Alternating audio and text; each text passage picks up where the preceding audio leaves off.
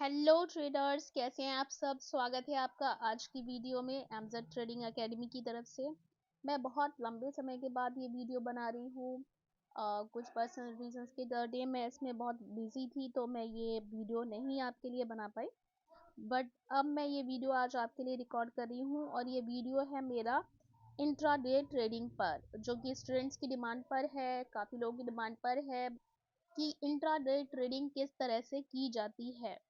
Sorry for the background noise. यहाँ पर हम इंट्राडे ट्रेडिंग में स्टेप बाय स्टेप सीखेंगे कि इसे किस तरह से हम करते हैं, क्या क्या चीज़ें आपको ध्यान में रखनी होती है।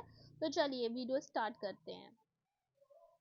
सबसे पहले हमें जो डिसाइड करना होता है कि हम कल किस स्टॉक में ट्रेड करने वाले हैं। ये है फर्स्ट हमारा जो क्राइटेरिया होता है। सबसे पहले आपको पहला जो पॉइंट आपको ध्यान रखना है वो है स्टॉक सिलेक्शन।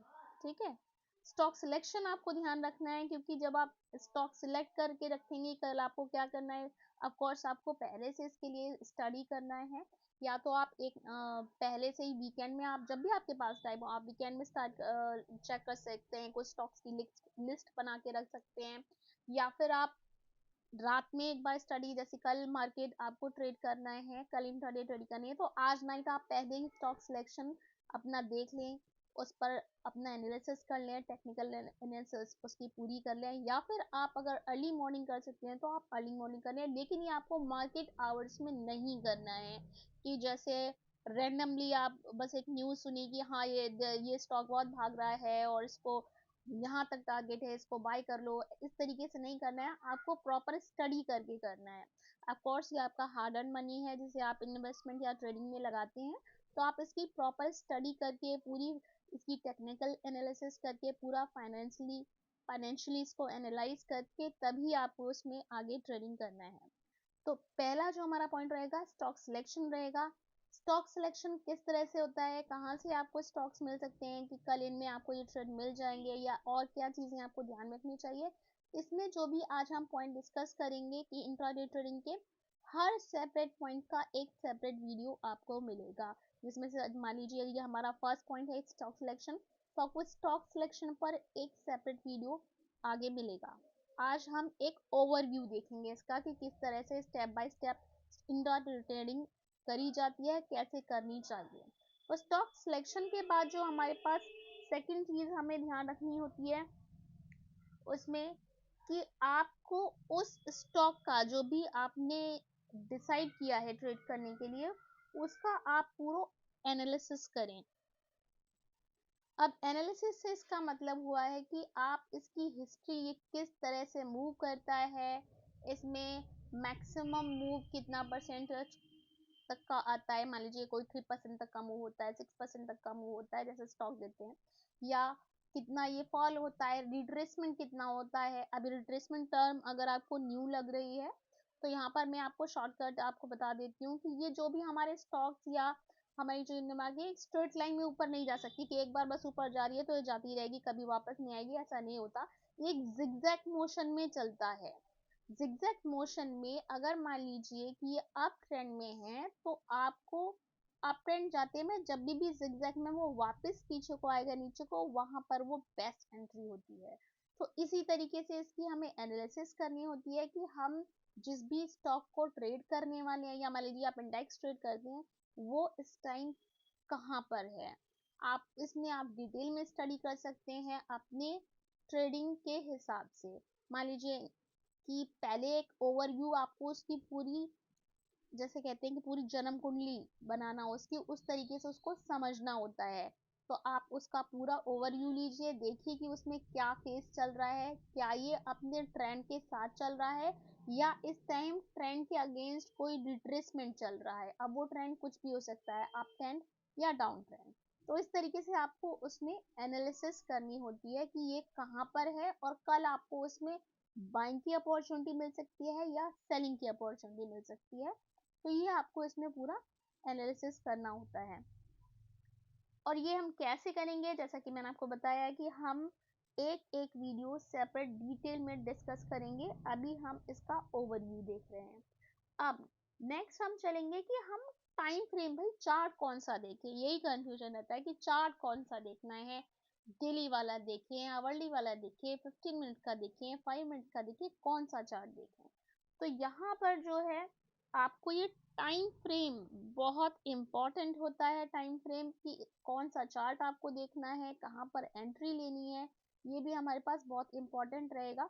तो हम सबसे पहले इसमें क्या करना होता है हमको कि हम यहाँ पर जाएंगे और टाइम फ्रेम आपको बस इतना ध्यान रखना है कि अगर आप इंट्राडे ट्रेडिंग कर रहे हैं तो फिर आपको इंट्राडे ट्रेडिंग के लिए डेली या 4 आवरली में एक बार आपको देखना है कि क्या इसमें हो रहा है, यानी कि बाइंग चल रही है, सेलिंग चल रही है, अपसाइड चल रहा है, डाउनसाइड चल रहा है, ये आपको देखना है। एनालिसिस जो आपने किया था उसके अकॉर्डिंग ही आपको बस डेली और इंट्राडे ट्रेडिंग के लिए आपको ट्रेंड समझने के लिए हमेशा डेली या 4 आवरली आप देख लीजिए, और जो ट्रेडिंग के लिए आप चार्ट देखिए वो आवरली या 75 मिनट वाला आप देखिए। अगर और एक्सपर्ट हैं आप तो 30 मिनट्स तक भी जा सकते हैं, लेकिन आप बेस्ट होगा कि आप आवरली चार्ट देखें इंट्राडे ट्रेडिंग के लिए। यहाँ पर मैं आपको ये मेंशन कर दे रही हूँ।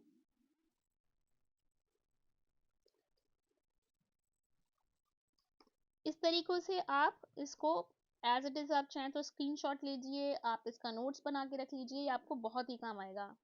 तो आपको इंट्राडे ट्रेडिंग के लिए कौन सा चार्ट देखना है, आवरली चार्ट देखना है, ठीक है। आवरली चार्ट आपको देखना है। स्टडी आपको ट्रेंड किस में देखना है, डेली या 4 आवरली वाले टाइम फ्रेम में, और ट्रेंड किस तरीके से देखते हैं इसका आपको एक सेपरेट वीडियो मिलेगा। और यहाँ पर फिर आपको ये देखना है कि ये आपका टाइम फ्रेम कौन सा चार्ट आप सारे दिन देखेंगे, आप देखेंगे आवरली वाला चार्ट, ठीक है। अब ये आवरली वाला चार्ट देखने के बाद में हमें क्या करना है, आपको याद रखें कि ये टाइम फ्रेम्स आपके कंबाइंड रहेंगे, यानी कि ट्रेंड आपने डिसाइड किया 4 आवरली या डेली में देख के, ट्रेडिंग आपको करनी है आवरली वाला देखकर, और जो आपकी एंट्री होती है उससे एक छोटे टाइम फ्रेम यानी 15 मिनट्स तक जा सकते हैं। 15 मिनट से नीचे आपको नहीं जाना है कि 5 मिनट, 2 मिनट, 3 मिनट, ये वाले में इतना ज़्यादा उसमें मूवमेंट होती है प्राइस की, कभी ऊपर कभी नीचे, कभी आप कभी डाउन, उसमें आप बहुत ही ज़्यादा कंफ्यूज हो जाएंगे। तो ये आपको नहीं करना है, आपको आवरली चार्ट ही देखना है एक बार एंट्री लेने के बाद, और जब तक आपका एग्जिट ना आ जाए आपको यही चार्ट फॉलो करना है। अब तो हमारे पास क्या क्या हो गया, हमने स्टॉक सेलेक्ट कर लिया, उसका हमने एनालिसिस कर लिया, हमें पता भी चल गया कि हमें कौन सा चार्ट देखना है। अब इस चार्ट पर हमें करना क्या क्या होता है, यानी कि जो इसकी टेक्निकल एनालिसिस है वो किस तरह से की जाती है। टेक्निकल एनालिसिस में बहुत सारी चीजें रहती हैं जो आप डिटेल्ड वीडियो में बारी बारी सीखेंगे। फिलहाल के लिए यहाँ पर आपको जो बेसिक, जो बहुत ही बेसिक है, जो आपको पता होना चाहिए, ये है resistance, support, trend line, trend,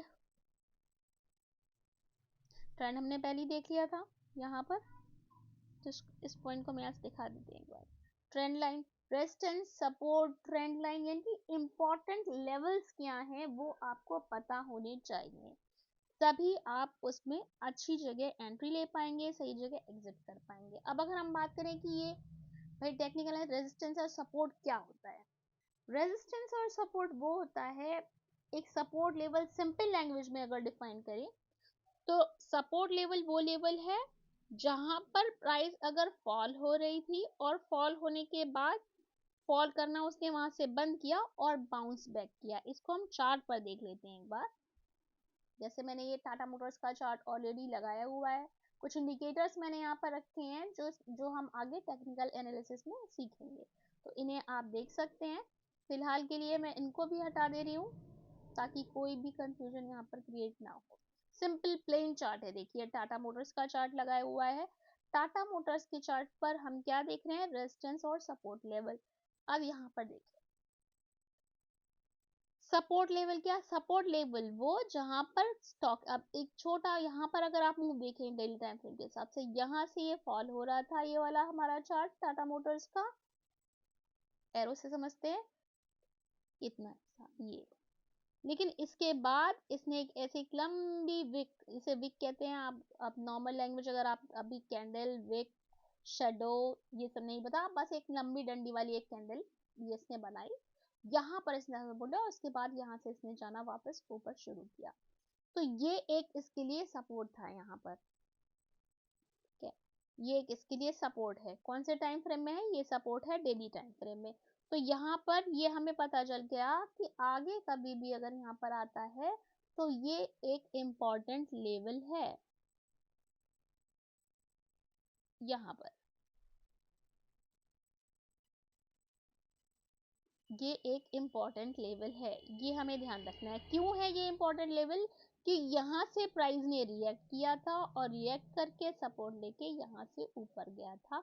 ये प्राइस का लेवल था 850, 850 का, और यहाँ से ये लगभग 1200 के आसपास तक ये गया है। हमारा 1175 आप देख सकते हैं, 1180, ठीक है। तो ये एक सपोर्ट लेवल है। ऐसे ही हमें सपोर्ट लेवल और रेजिस्टेंस लेवल का है। रेजिस्टेंस लेवल वो लेवल है जहां से प्राइस राइज करती जा रही थी, लेकिन एक लेवल ऐसा आया जहां पर उसने राइज करना स्टॉप किया और वापस डाउनवर्ड आने लगा। तो हमारे पास एक लेवल ये है। तो ये हमारे लिए क्या क्रिएट हो गया? एक रेजिस्टेंस क्रिएट हो गया।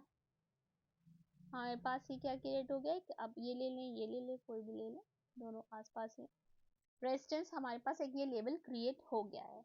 अब इसको हम देखें, अगर मान लीजिए मंथली टाइम फ्रेम में, ठीक है। अब आप यहाँ पर देखिए, आपको क्लियर दिखाई दे रहा होगा। यहाँ से प्राइस ने बाउंस बैक किया था और यहाँ से टकरा के ये वापस लौटा, और अब इस टाइम ये नीचे आ रहा है, यानी कि इसमें भी क्या चल रहा है? फॉल चल रहा है, डाउन ट्रेंड चल रहा है। वापस आते हैं हम, जैसे कि हमने बात की कि हम अगर इंट्राडे ट्रेडिंग की बात कर रहे हैं तो हमें डेली से ऊपर जाने की जरूरत नहीं है। वहीं पर ही आपको क्लियर दिख जाएगा कि अभी इसमें क्या चल रहा है। फिलहाल हम बात कर रहे थे रेजिस्टेंस एंड सपोर्ट की। सपोर्ट वो लेवल जहाँ पे ये फॉल हो रहा था। अब मान लीजिए जैसे जैसे अभी ये स्टॉक फॉल हो रहा है, टाटा मोटर्स का फॉल होता जा रहा है, एक लेवल कोई ना कोई ऐसा आएगा जहाँ पर ये फॉल करना बंद करेगा और जहाँ से ये बाउंस बैक करेगा, तो वो एक सपोर्ट क्रिएट हो जाएगा। तो उसे भी हम क्या कहते हैं? सपोर्ट कहते हैं। और कहाँ तक फॉल हो सकता है उसके लिए हमें पुराने सपोर्ट देखने होते हैं, जैसे कि यहाँ पर इसने देखा है ये। तो जब प्राइस बाउंस बैक कर जाए, जब यहाँ से एक अच्छा प्राइस एक्शन आ जाए, प्राइस एक्शन से मतलब अभी आप देखेंगे यहाँ पर कौन सी कैंडल्स आपको ज्यादा दिख रही है? सेलिंग वाली कैंडल ज्यादा दिख रही है।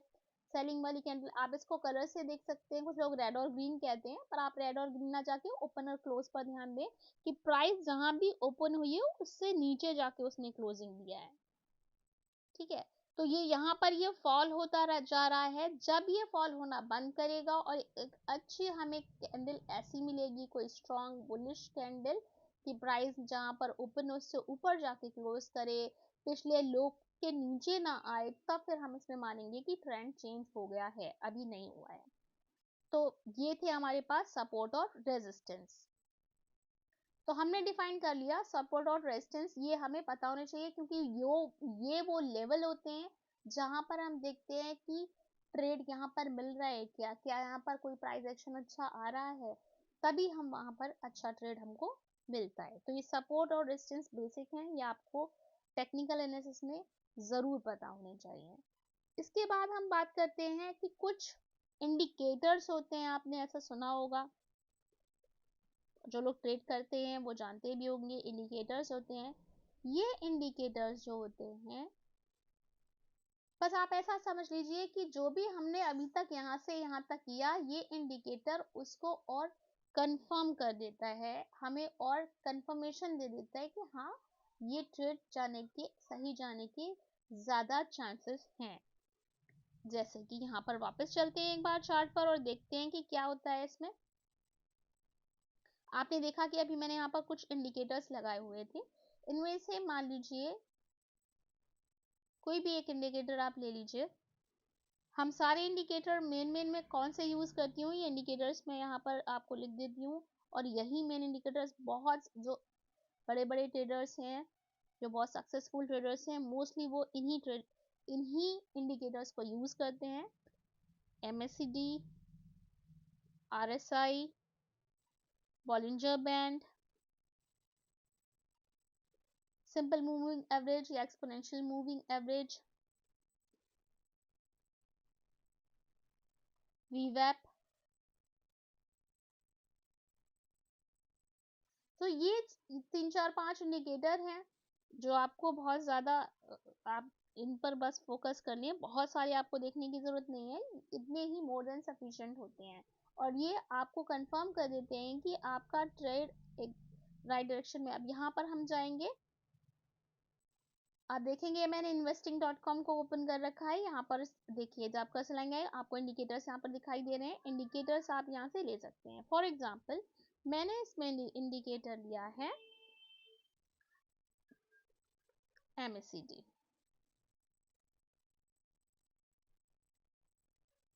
अब अगर MACD में देख रही हूँ तो MACD मुझे क्या दिखाई दे रही है, MACD को इसको थोड़ा और हाईलाइट कर लेते हैं। डेली टाइम फ्रेम है, यहाँ पर एक रेजिस्टेंस क्रिएट हुआ है, प्राइस नीचे फॉल हुई, वहां तक जाने की कोशिश की, नहीं जा पाया, फिर नीचे गिर गया, फिर नीचे गिर गया। तो क्या मुझे MACD कंफर्म कर रही है? हाँ कंफर्म कर रही है। क्यों कर रही है? क्योंकि ये अपने सिग्नल लाइन को काट के नीचे की तरफ आ गई है MACD हमारी। तो इस तरीके से जो इंडिकेटर्स होते हैं उनको एक एक इंडिकेटर हम डिटेल में बाद में पढ़ेंगे, लेकिन फिलहाल के लिए ये इंडिकेटर हमें बता रहा है कि हाँ इसमें ये डाउन ट्रेंड ही है, इसमें ये एक सेल का ही आपको ट्रेड ढूंढना है, इसमें आपको बाइंग का ट्रेड नहीं ढूंढना है। क्यों नहीं ढूंढना है? कई सारे रीजन। पहला, ये रेजिस्टेंस ऊपर एक क्रिएट हुआ था, वहां तक जाने की कोशिश हुई, नहीं जा पाया, उससे पहले ही सेलर्स हावी हो गए। दूसरा, हमारा इंडिकेटर भी हमें बोल रहा है कि इसमें बाइंग का ट्रेड आपको नहीं ढूंढना है। तो इस तरीके से हमें पता होता है कि अगर हम किसी पर्टिकुलर स्टॉक में ट्रेड कर रहे हैं तो हमें बाइंग का ट्रेड देखना है या सेलिंग का ट्रेड देखना है, हमारी क्या इसमें इंडिकेटर हमें कंफर्म कर रहे हैं। तो ये हमें इंडिकेटर्स इसमें देखने हैं। ये था हमारा 5th पॉइंट। आगे चलते हैं। अब इसमें जब हमें यहाँ तक पता चल गया, अब हमें देखना है कि एंट्री के लिए हमें क्या क्या चाहिए होता है। एंट्री और एग्जिट ये हमारे पास मेन होते हैं, एंट्री और एग्जिट।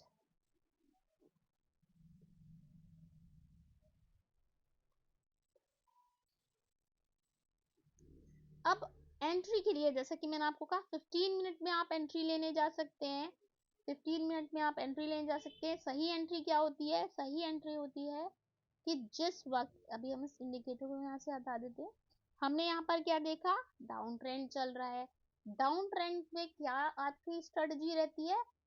रहती है सेल ऑन बाउंस, यानी कि जहां कहीं भी बाउंस आता है वहां पर सेल करिए। हिंदी में बोलो तो उछाल में बेचकर चलेंगे, यही हम बोलते हैं। जहां पर यहाँ पर सेलिंग आ गई थी, बाउंस मिला, यहाँ पर देखिए सेलर्स आ गए, उन्होंने सेल कर दिया। अगर आप इसको ट्रेंड लाइन के हिसाब से देखना चाहते हैं तो ट्रेंड लाइन के हिसाब से भी देख सकते हैं।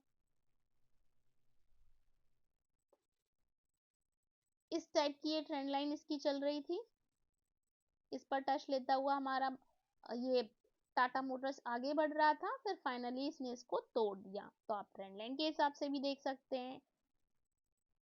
यहाँ पर जब आप जाएंगे, हमने देखा कि हम ये एंट्री की बात कर रहे हैं। एंट्री अच्छी कौन सी होगी? डाउन ट्रेंड में अच्छी एंट्री होती है जब जब हमें बाउंस मिले, यानी उछाल में बेच दीजिए। कहाँ तक? जैसे कि यहाँ पर ये एक लेवल तोड़ा, ये एक गैप डाउन हुआ था, सेलिंग चल रही है, गैप डाउन हुआ है, इस लेवल तक वापस जा ही नहीं पाया, तो इसने यहाँ पर एक रेजिस्टेंस क्रिएट किया। लाइन को मैं यहाँ ले आती हूँ। तो अब वापस इसके आसपास तक जब भी आपको बाउंस मिल रहा है इस लेवल के आसपास तक और वहां से सेलिंग आ रही है, तो यहाँ पर आप बेच दीजिए, सेल कर दीजिए। तो ये हमारा एंट्री पॉइंट रहेगा। ये देखिए, ये हमारा एंट्री पॉइंट रहेगा। एंट्री पॉइंट हमें कैसे पता चला?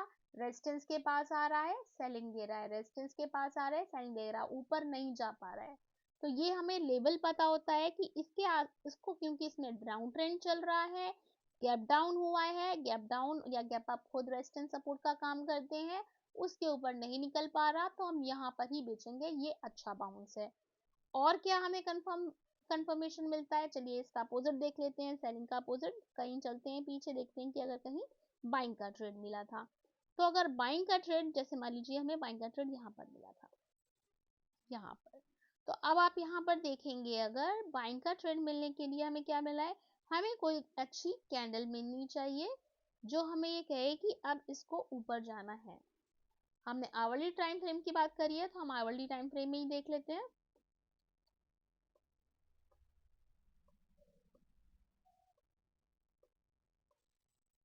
मान लीजिए ये ट्रेंड को हम देख रहे हैं, इस ट्रेंड में क्या था, इस ट्रेंड में यहाँ पर ये स्टॉक फॉल हुआ है, ये कैंडल है हमारी जुलाई 24 की। ये स्टॉक यहाँ पर फॉल होने के बाद में इसके बाद और नीचे नहीं गया, यानी इसके बाद और कोई इसे बेचना नहीं चाहता, सेल नहीं करना चाहता, बल्कि यहाँ पर एक बाइंग की कैंडल है, जबरदस्त कैंडल ऑलमोस्ट उसी साइज की, और उसके बाद फिर ये ऊपर निकल गया है। अब यहाँ हम कुछ इंडिकेटर्स लगा लेंगे, आपको याद होगा मैंने बात करी थी वीवैप की, तो चलिए वीवैप ही लगा लेते हैं। ये देखिए, आप ये देखेंगे मैंने एक ब्लू लाइन वीवैप लगाई है। अब यहाँ पर आप देखेंगे प्राइस की इसके ऊपर आ गया, फिर इसके ऊपर आ गया, इसके ऊपर ही चलने लगा और ऊपर ही जा रहा है। अब प्राइस यहाँ तक देखें उसके नीचे नहीं आ रहा है, ठीक है। तो यहाँ पर अगर आप कैंडल्स पर भी ध्यान देंगे तो उसमें स्ट्रॉन्ग कैंडल्स कौन सी आ रही है, green candles, bullish candle, buyer वाली कैंडल स्ट्रॉन्ग बन रही है, सेलर्स में उतना दम नहीं है, प्राइस ऊपर जाता जा रहा है, आप देखिए। तो ये जो हमें, अब आप कहेंगे कि चार्ट होने के बाद उस पर क्लियर दिखता है, हाँ बिल्कुल, उसको स्टडी करना आसान होता है, और इसीलिए आपके पास जो कहते हैं बैक टेस्टिंग या स्टडी करने के लिए बहुत सारे चार्ट्स हैं, उन चार्ट्स पर ऐसे ही जाइए, ऐसे ही स्टडी करिए अपनी टेक्निकल एनालिसिस पर मजबूत पकड़ करने के लिए। अब यहाँ पर अगर हम बात कर रहे हैं कि हमने ऐसा क्या देखा कि हमें लगा कि बाइंग हो जानी चाहिए, हमें यहाँ पर ये दिखा, ये कैंडल पैटर्न, जो आपने कैंडल पैटर्न्स के नाम सुने होंगे, या जिसे कहते हैं कि ऐसा प्राइस एक्शन बना। प्राइस एक्शन बना का मतलब क्या, कि को सेलिंग, बाइंग या सेलिंग का ऐसा एक्शन जो वहां पर कुछ आपको मूव ऐसा लगे कि हाँ अब यहाँ पर डिसीजन मेकिंग की जा सकती है, कोई भी कंफ्यूजन नहीं है, कोई डाउट नहीं है। क्या क्या चीजें दिख रही थी, सेलर्स की कैंडल को पूरा बायर्स की कैंडल ने खत्म किया, वीवैप के ऊपर आया, वॉल्यूम यहाँ पर लगाएंगे कि वॉल्यूम अच्छा आ रहा है, क्या लोग बाय कर रहे हैं इसे, देखिए यहाँ पर देखिए वॉल्यूम भी अच्छा है, ये जो ब्लैक लाइन है ये एवरेज वॉल्यूम की होती है, तो एवरेज से ऊपर है यहाँ पर देखिए, और उसके बाद आप देख रहे हैं कितना स्ट्रॉन्ग वॉल्यूम आता जा रहा है। तो ये आपको कंफर्म करता है कि हाँ अब ये स्टॉक ऊपर जाना चाहता है, इसमें सेलिंग अब नहीं है, तो हमें सेलिंग का ट्रेड नहीं देखना। क्या दिखा हमें, ये कैंडल दिखी, इसके बाद दिखा कि इसके नीचे तो कहीं सेलिंग आई नहीं है, इस लेवल तक तो दोबारा आया ही नहीं, यानी इतने नीचे प्राइस पे ना कोई बेच रहा है, लोग खरीदना तो चाहते हैं कि इतनी नीचे मिल जाए, लेकिन अब इतने प्राइस पर नहीं मिल रहा है, इसके ऊपर के प्राइस पे ही मिल रहा है। तो बिल्कुल ऐसे ही इसे देखना है, price action, volume, price action यानी कि कैंडलस्टिक पैटर्न पर आपको ध्यान देना है, वॉल्यूम पर आपको ध्यान देना है, ट्रेंड लाइन वगैरह, सपोर्ट रेजिस्टेंस पर, और इस तरीके से आपकी टेक्निकल एनालिसिस पूरी हो जाती है। तो जब आपको प्राइस एक्शन बनता हुआ दिखेगा एक फॉल के बाद सपोर्ट के पास, तो क्लियर हो जाएगा कि यहाँ पर अब बाय की एंट्री है, या अगर ऑलरेडी बाइंग का ट्रेड चल रहा है तो देखना है कि इसमें डिप कब मिलती है, डिप या इस तरीके से कंसोलिडेट करे, छोटी छोटी छोटी छोटी कैंडल्स बने और उसके बाद एक वापस कैंडल आती है जिसको कंफर्म करती है कि ठीक है अब ये ऊपर जाने के लिए रेडी है, अप मूव के लिए है, ये सेल के ट्रेड के लिए नहीं है, डाउन ट्रेंड मूव के लिए नहीं है। तो ऐसे कंसोलिडेट करे और वापस ऊपर जाए, छोटी छोटी कैंडल्स बनाए वापस ऊपर निकलने लगे, तो ये छोटी छोटी कैंडल्स पर या डिप पर, जहां पर बाइंग ट्रेंड में, अप ट्रेंड में डिप या सेल वाली कैंडल ही आपके लिए अच्छी एंट्री होती है। ऐसे ही सेल ट्रेड में बाउंस, सेल ट्रेड में बाउंस अभी हम यहाँ पे डिस्कस कर रहे थे, अभी इसमें सेल ट्रेड चल रहा है जैसे ये, ठीक है। सेल ट्रेड में भी आप देख सकते हैं कंसोलिडेशन या फिर बाउंस, ये अच्छा हमारी एंट्री होती है, अच्छी एंट्री होती है, यानी कि जो भी ट्रेंड चल रहा है उसका अपोजिट मूव आना चाहिए, और उसके बाद फर्दर आपको दिखे कि अब प्राइस एक्शन बन रहा है जो ट्रेंड की डायरेक्शन में घूम रहा है, तो बस वही आपकी सबसे अच्छी एंट्री है। तो ये हो गई एंट्री।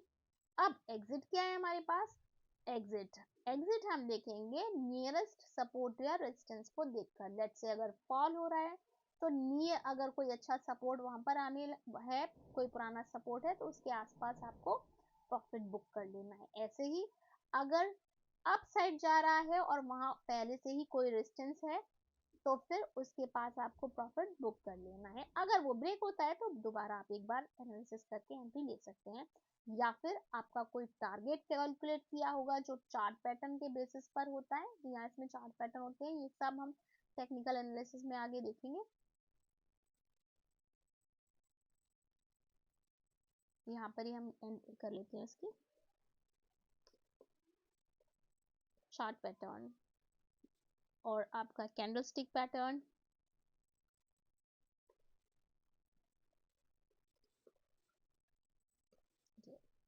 तो ये सारी चीज़ें इंपॉर्टेंट होती हैं आपके इंट्राडे ट्रेडिंग के लिए, और ये बहुत सिंपल होती हैं। इसमें बहुत ज़्यादा रिसर्च आपको नहीं, आपको स्टॉक सिलेक्शन एक दिन देखना है, उसकी पूरी जन्म कुंडली बनानी है।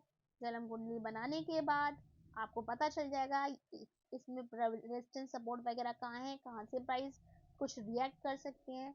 चार्ट कौन सा देखेंगे, आवरली वाला देखेंगे। ट्रेंड कैसे डिसाइड करके देखेंगे, 4 आवरली या डेली वाला देख लेंगे। उसमें फॉल हो रहा है, सपोर्ट अभी नहीं आया है तो डाउन ट्रेंड है, सपोर्ट पर आ चुका है तो फिर वेट करेंगे कि वहां से क्या प्राइस बाउंस बैक करे या उस सपोर्ट को तोड़ रही है। सपोर्ट टूटता है तो फर्दर आपका डाउन ट्रेंड जारी है, और अगर नहीं टूटता है, बाउंस बैक करता है और स्ट्रॉन्ग प्राइस एक्शन बाइंग वाला बना है, तो ट्रेंड चेंज हो चुका है। इस तरीके से आप ट्रेंड देखते हैं। टेक्निकल एनालिसिस में सपोर्ट, रेजिस्टेंस, ट्रेंड लाइन, इनको ध्यान रखना है। चार्ट पैटर्न के हम डिटेल में बाद में सीखेंगे, और कैंडलस्टिक पैटर्न जैसे मैंने अभी आपको दिखाया, इनके भी नाम होते हैं, ये सब हम डिटेल में सीखेंगे। इंडिकेटर्स आपके एनालिसिस को कंफर्म करते हैं। अगर आपने जो भी एनालाइज किया है उस पर 2-3 कंफर्मेशन आपको मिल जाती है तो फिर क्या ही बात है, आपको और भी ज़्यादा श्योरिटी हो जाती है कि आपके ट्रेड के चलने के चांसेस हाई हैं। और उसमें एंट्री कहाँ पर लेनी होती है, जो भी ट्रेंड चल रहा है उसका अपोजिट मूव ही आपकी बेस्ट एंट्री होती है। अपोजिट मूव होने के बाद जैसे ही वो खुद को ट्रेंड के साथ अलाइन करे, वहीं आपको एंट्री ले लेनी है। एग्जिट क्या होगा, रेजिस्टेंस या सपोर्ट के पास, या फिर आपकी चार्ट पैटर्न की कैलकुलेशन के अकॉर्डिंग। तो इस तरीके से हमें इंट्राडे ट्रेडिंग हम करते हैं, और इसी तरीके से मोस्टली ट्रेडर्स करते हैं। ये है सिंपल, जो कि मैंने इसको आपको बिल्कुल डिकोड कर दिया है कि इंट्राडे ट्रेडिंग कैसे देखते हैं, कौन सा चार्ट देखते हैं। होप आपको ये वीडियो पसंद आया होगा। अगर आपने मेरे चैनल को सब्सक्राइब नहीं किया है तो चैनल को सब्सक्राइब कर लीजिए, क्योंकि ये जो मैंने स्टेप्स आपके साथ अभी डिस्कस किए हैं ओवरव्यू काइंड ऑफ टाइप, यही एक एक स्टेप हम आगे डिटेल में सीखेंगे, सो दैट कि आप भी अपनी इंट्राडे ट्रेडिंग खुद से एनालाइज करें, खुद अपने आप स्टॉक सेलेक्ट करें, और आप इंट्राडे ट्रेडिंग अच्छे से कर सकें। So that's it for this video. Thanks you so much. Share कीजिए इस वीडियो को अपने और फेलो ट्रेडर्स के साथ, सो दैट कि वो भी इंट्राडे ट्रेडिंग सीख सके। Thank you so much. Happy trading.